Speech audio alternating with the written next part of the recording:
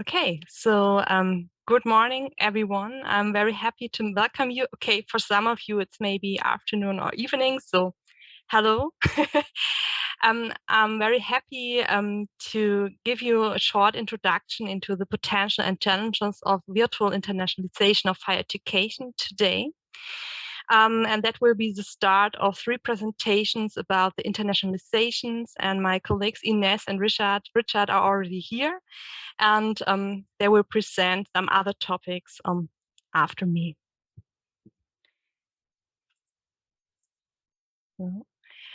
My name is Annika Brück-Hübner. I'm a part of the international teaching team of NIDIT, and I'm scholar in higher education, and my research focus is on communication, feedback, and reflection in digital learning environments. And I'm also a lecturer in media didactics for higher education, as well as I'm a lecturer for teacher education.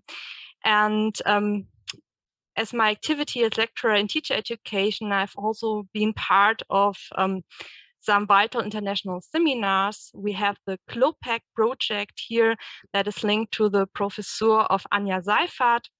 And there we are doing a virtual seminar since 2021. So I have collected some experience in the last terms about virtual international teaching. Today, I want to give you a short introduction. We don't have so much time, so I need to focus on the key elements, the key definitions and basic concepts of virtual international teaching. And I also want to give you some insights into potential as well as challenges of virtual international teaching. And I want to do a little advertisement teaser for my VITAS workshops coming up in January and February. And afterwards, you have the time to ask questions, and hopefully we have some time left to go into a discussion. If you have some question coming up, you see the QR code here that is bringing you to our concept board, and there you can write down your questions. And also, when they're coming up questions after my presentation, you can still add them there. I've seen Ivo did also put the link into the chat. So feel free to ask the questions, and I will try to answer it as soon as possible.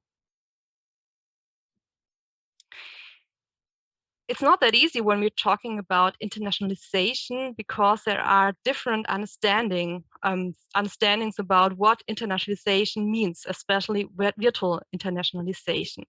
So for us in our NIDIT team, it was important to develop a definition what we are understanding when we are talking about vital international teaching. And here you can see the first part of our definition. For us means, for me, Ines and Richard, virtual international teaching is a planned learning process in which different participants from at least 2 different nationalities use digital media in teaching and learning processes, as well as to communicate among themselves.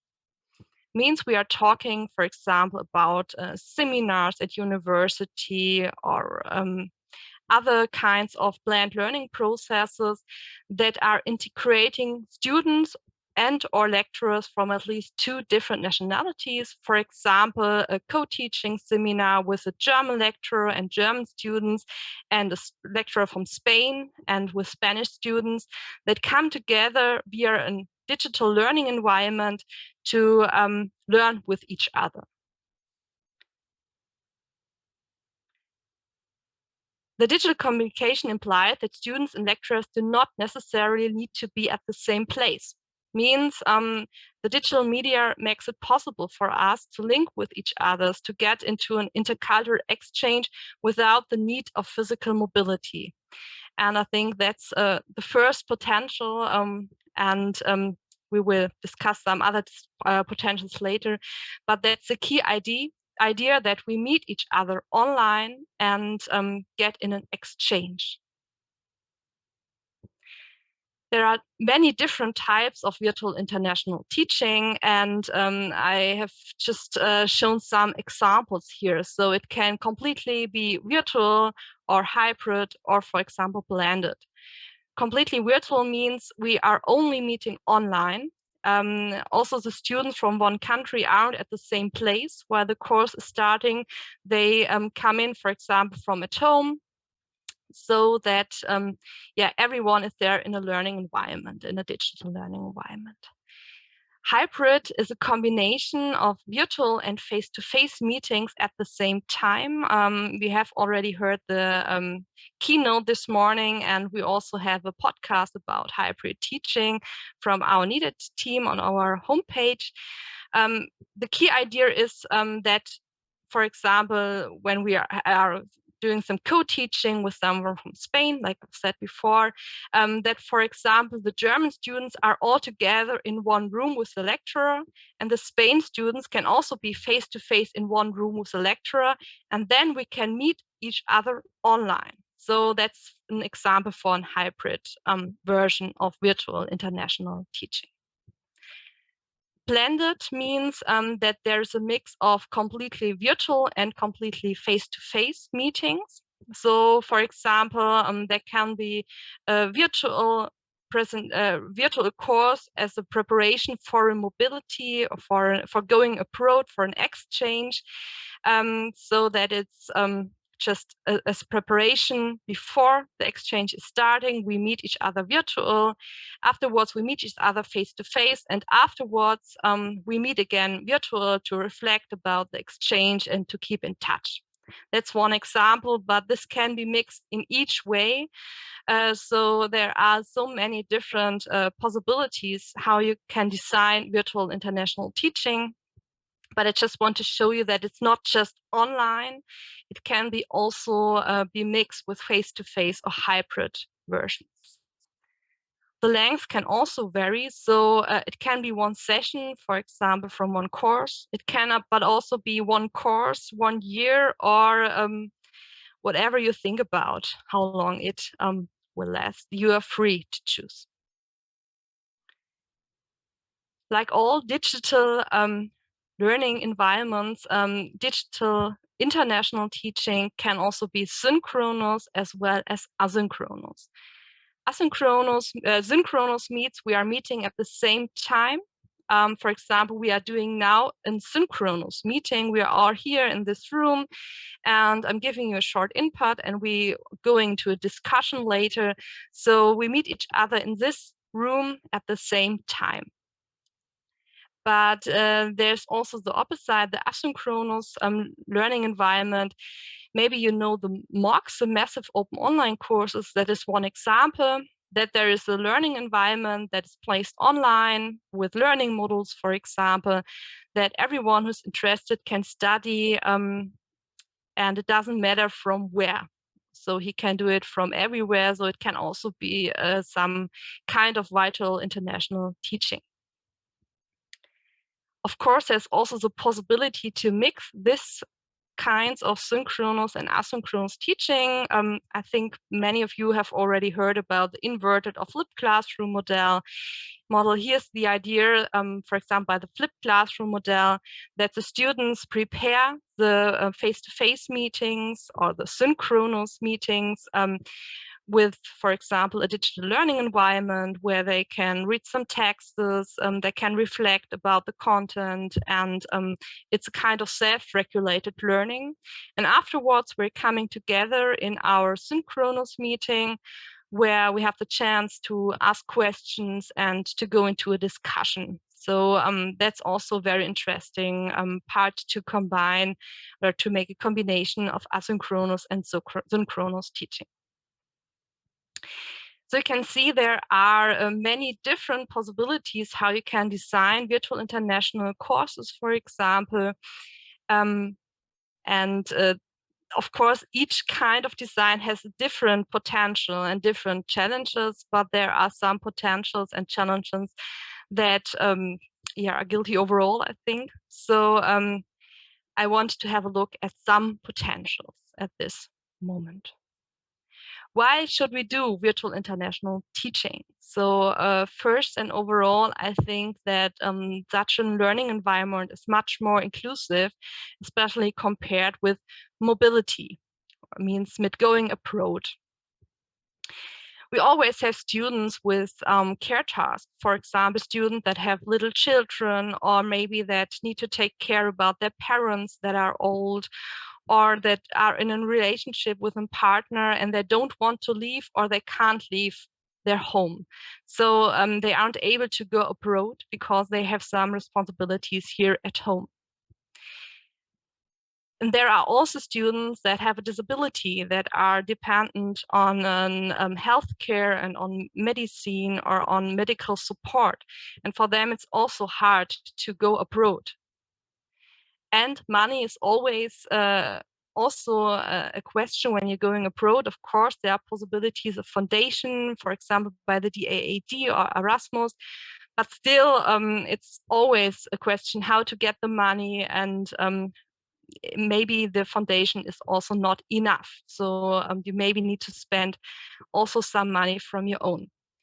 And if you're doing a virtual international exchange, you can come together without movement. You can come online without the need of going abroad. And you can do this international exchange. So I think that is overall the first very big potential of virtual international teaching, to involve the students that aren't able to go abroad and to give them the chance for an intercultural exchange, and to have an insight into how other students are dealing with topics and so on. If you're taking a global view, we also need to have a look at the topic that, of course, there are also students we are excluding when we are doing virtual international courses, because there are still some countries that don't have that good infrastructure. For example, a good web connection or the equipment to go online, for example, South America or some countries of Africa. So maybe it's not possible for them to join. So if we are talking about inclusivity, we need to have a look to the point, which students do we exclude. But I think for our German students, that's not the main problem usually. And so we can say it's definitely more inclusive. If you don't need to go abroad and you can stay at home, it's also non-demanding. What's meant by that? Exactly that. You don't need to move. You don't need to take a flight. You don't need to spend money to travel to another country, and you don't need to try to get financial support. And also, it's much more easier to integrate it into your daily business. So it's so easy to come into an international course like today. You can just come in for 2 hours, for example, and then return to your daily business. If you are moving, if you're going abroad, you need to spend much more time for traveling, and then you are there, for example, in the USA, and so you're away from your daily business. You can't do it in that way than when compared when you're staying at home. So it's easier, it's to participate, and so hopefully more students will be willing to participate in virtual international teaching environments. Sustainability is also a big topic today, and if you don't need to take a fly or travel far away and so on, it's always good for our nature. And of course, we are also producing CO2 emission while we're doing web conferences, but compared with mobility and going abroad, it's much more better to do it online. If you're meeting online, you can also build sustainable relationships. For example, if you want to do a co-teaching with a colleague from France or another country, of course, you can go abroad for one term and do it in face-to-face meetings, but afterwards you need to return. If you're doing it online, an online course design with a co-lecturer, for example, you can stay in touch. you can continue the work and you can develop the course so that you can give it not just one time, you can repeat it as long as you want to repeat it, because you always can connect online and you don't need to move.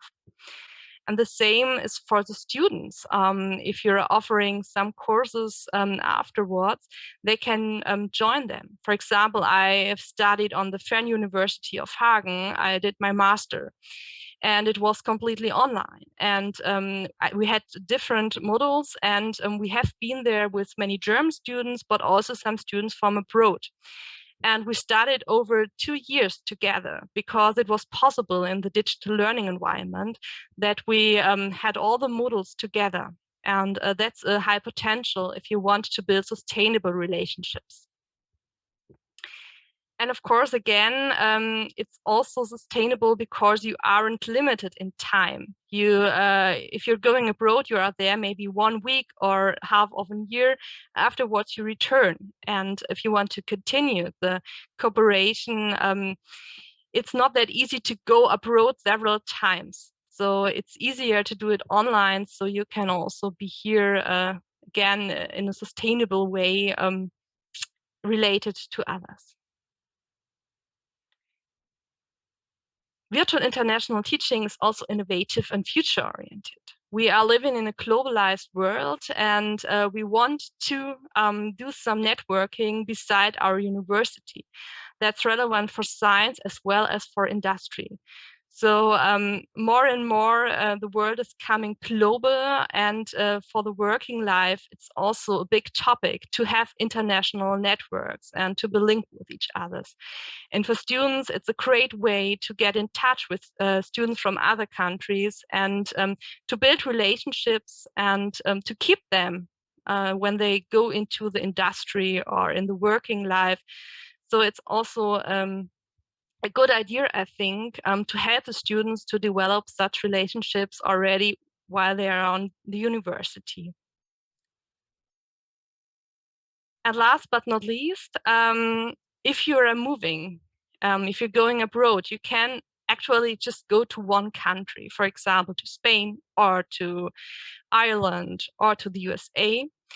If you're meeting online, you actually can meet with people from different countries at the same time without the need of mobility. For example, our VIP seminar on the Professor Seifert, in the last term, we had students from Ukraine, Greece, I think Ireland, and some other countries, and Germany, all into this one course. And we have learned together and discussed the topic out of the different views, the different cultural views. And that's something very great, I think, to link each other, just not with one country, no, on a global way, on a transnational way. And of course, all students from everywhere can come to one country to meet there. But again, it's so much more easier to do it online. That have been a few potentials. I think there are many, many more, but we don't have so much time. So I also want to have a look at some selected challenges. There are also some more, I think, but these are the challenges I've chosen for today to show you the wide range of topics you need to think about when you're looking forward to plan a virtual international teaching course.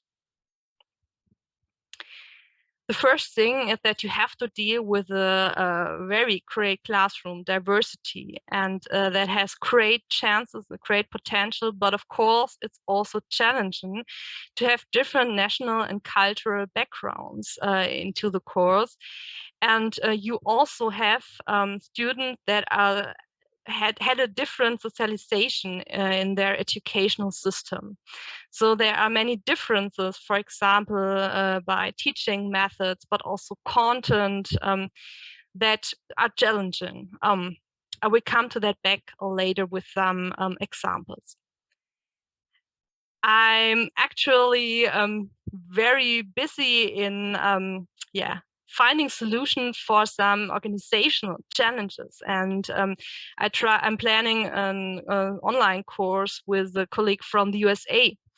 And we have at first overall the problem of time shift because we are 6 hours delayed. So we need to find a time slot that fits for both of us and our students. We also have different terms. They have 3 kind of terms. We have 2 terms, and we need to find a time slot that fits for both students. We also have a problem of accreditation, so that they can do it as a regular course and not in addition, that they can get the credit points for their actually study course. It's not that easy, and there are many, many more organizational challenges you need to think about and you need to deal with if you are looking forward to plan an international course. There are also some more examples now for challenges that are mainly linked to the students, but of course the first topic is also concerning us as lecturers. So dealing with language issues is definitely a challenge in virtual international courses, especially if you have students together that don't have the same mother language. And I think that's the regularly kind of students that you have there. So there are some problems to find the right words, the vocabulary. There are maybe grammar problems. I mean, you can hear it. I'm also always insecure about my English, and it's always challenging to talk in English. And it's much more easier to talk in the mother language. So I just say, just do it, try it out, and learning by doing to deal with these challenges, to get better in speaking in English. But for students, that is also something they need to be willing to do. Beside the vocabulary and grammar problems, it's also when you have a look at the different use of terms. For example, when you're talking about primary schools in our course, you need to know that there are many different understanding about primary schools. So for us, we have a concept beside the primary schools. We know, okay, these are pupils between 6 and maybe 12 years. They are there usually for 4 years. And when you're talking with someone from another country, there can be a completely other understanding about primary schools. Maybe they are starting already in the kindergarten and so on. So if you're talking about some very specific terms that are linked to your topics, to your content, it's very important to make clear that everyone is understanding what you mean by talking about this one. Same, for example, internationalization or inclusion. There are many words that have different concepts that are depending on the nationality and other points. The second point, I've already said, you have students included in an international course that are maybe socialized through a different way. So depending on the country, maybe students are used that lecturers give instructions and they need to follow. Other countries have a more self-regulated and cooperative learning style. So maybe for students, it's challenging to deal with a new learning style. If you have never learned self-regulated before, you need just to learn it. You can't just do it, and you can't just say, okay, now you have to do it on your own. And when the student isn't used to this, he will have problems to follow. So there are different differences in skills and knowledge in this heterogeneous group of students.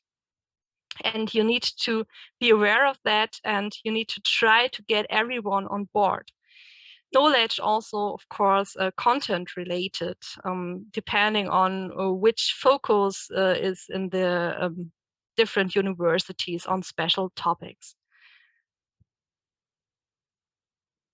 Especially when there are missing some skills and knowledge, it's very important for the international students as well as for the German students to get the support and guidance to keep up to date and to benefit from the course.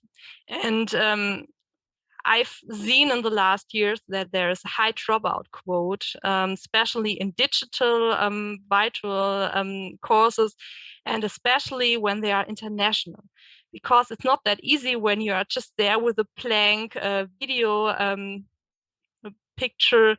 You can't see what is in the mind of the students, and you can't see what are the problems they deal with and where do they need support. That is very important to get them on board and involved so that everyone can participate in the same way.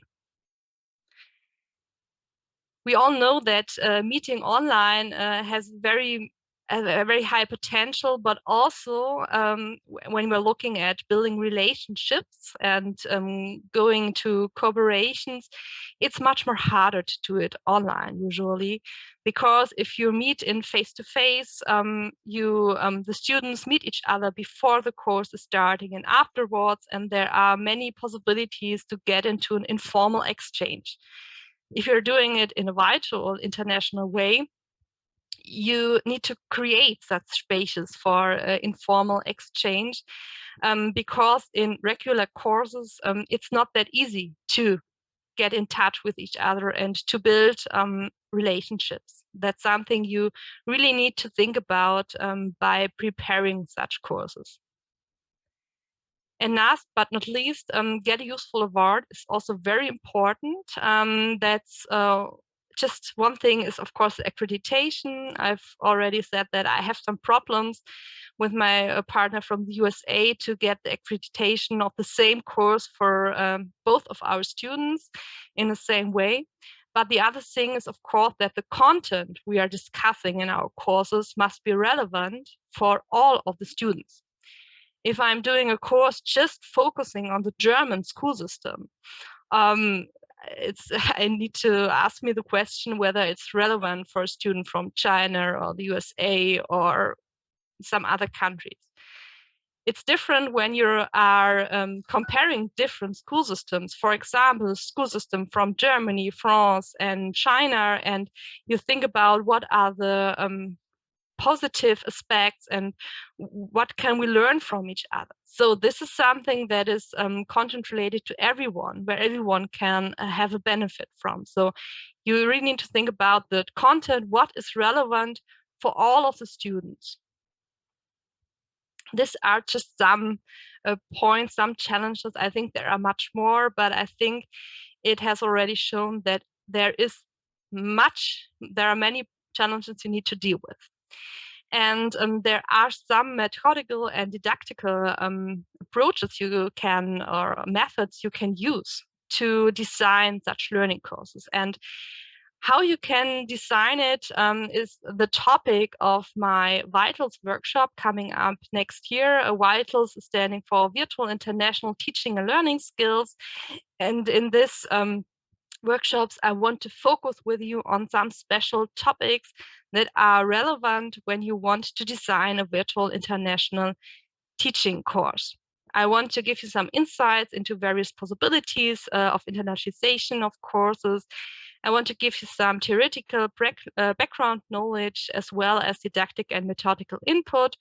And I want to go into a discussion with you and offer some practical suggestions how you can design virtual courses. And here you can see the topics, how to deal with student challenges in virtual international teaching environments, part 2, communication and feedback in virtual international learning courses, and part 3, e-portfolios, intercultural reflexivity and assessment in virtual international courses. There's also a lunchback session Richard and me are preparing. You can get more information online, because I just had a look at my clock and I'm a bit shocked because I thought I would have much more time. So I'm sorry for that. You are invited to add your questions or also your own experience on our concept board. I would be very interested which potential and challenges you see on your own. So I invite you to add it onto our concept board. And I hope you did get a first insight into the topic virtual international teaching. And I think there's a high potential for an innovative design of seminars in higher education, but also there is a good planning required, not just about didactic and methods, also some organizational topics. We've already talked about it. If you want to get to know more about international virtual teaching, or to want to visit the workshops, just have a look at our NIDIT homepage or subscribe our newsletter so you can keep up to date. And it would be great if we get the chance to get an exchange again another time. And of course, I invite you to write down your questions and also your own experience in our concept board. And here you can also see my contact data, so feel free to get in touch with me afterwards. And thank you very much.